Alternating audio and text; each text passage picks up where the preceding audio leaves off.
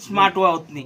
पूर्वी ना शेतकरी आहे ना धोतर बितर मळक ते कापडा अवकाळी शेतकरी, आता मॉडर्न शेतकरी. म्हणा गावामधला 2-4 बकऱ्या चारेत साहेब, मी त्यातले म्हणता असे बकर केला कोण पोर द्या आणि मग अशी जाळी बिळी लाव मधमा मस्त पैकी कोबा बी बाकर. कोणी विचार काय करत बरं गोट फार्म करत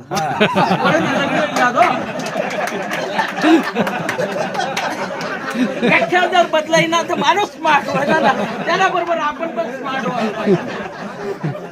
आपण विकता यायला पाहिजे आणि शेतकरीला तेच जमणं नाही, तेच जमणं नाही. म्हणजे सण आपण शेतकरी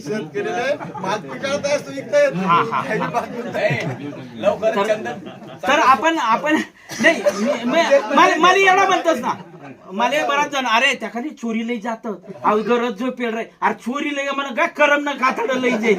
हा मला एकच वाक्य चंदन नाही दिसून येतं, चंदन नाही निघित असत.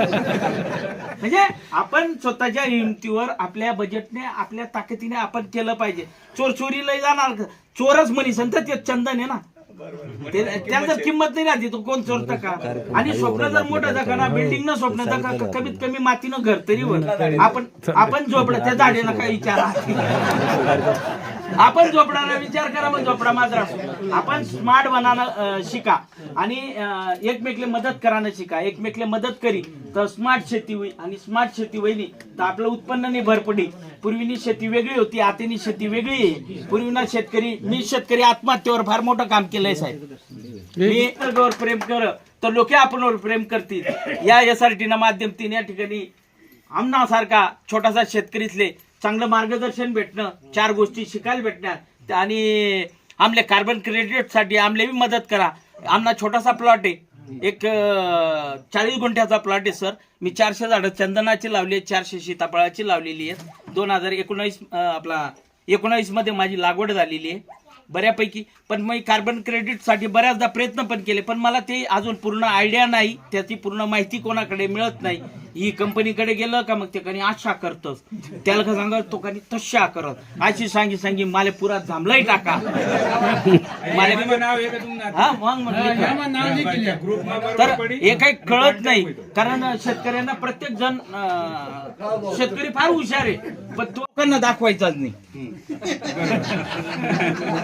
मग ते पिंपळनेर वाले एकाने ते कुठून तरी ते अर्धवट तुटलेलं आणलं आणि त्याने सांगितलं हे कुठं मिळतं, तर तो माझ्यापर्यंत आला. म्हटलं माझ्याकडे.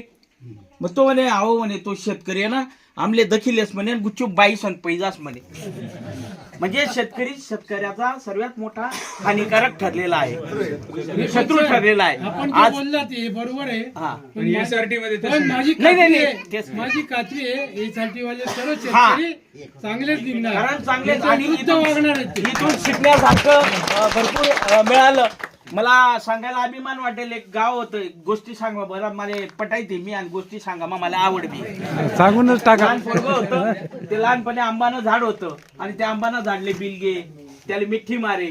ते झाड जसं जसं मोठं व्हायला लागणं आयराणी मग बोललं बिलकुल कारण आयराणी भाजी घेत मग त्याला बाळ कैऱ्या लागण्यात, त्या कैऱ्या लिये तो कैऱ्या खाये पिकना आंबा, त्या फांद्यावर चढताना कवी फांदी तुटी बी जाय, त्या झाडले इजा बी होय. असं करत करत तो 30-32 वर्षाचा घोडा होई गया. आणि अचानक प्रलय होईना आणि बठाजण सैरा वैरा व्हावायला लागणार. त्या ठिकाणी तोच पोरगा व्हायला लागणं, त्यांनी ती फांदी तो आंबाने आरे मारी आत कथा जायला ना मालेच बिलग आते म्हणे. त्याने बिलग ना बटा निघी गयात, आंबा सुकायला लागणार. आंबा म्हणे आता काय भाऊ पाणी तर काय आठाऊ नाही, तू एक काम कर म्हणे काय मालेच कापिले मनाच ओंडकार वाचवात निघी जाय म्हणे. म्हणजे SRT अशी गोष्ट असे की जर प्रत्येक देवानं काम करायची की जसं निसर्ग पाहिजे. मानव एकमेव प्राणी आहे की तो फक्त स्वार्थी आहे, तो फक्त लीर आहे ना. आणि SRT माहीत शिकाडी राहणार निसर्गाला समतोल राखण्यासाठी आपण पण आपलं कर्तव्य म्हणेन. परत एकदा द्या.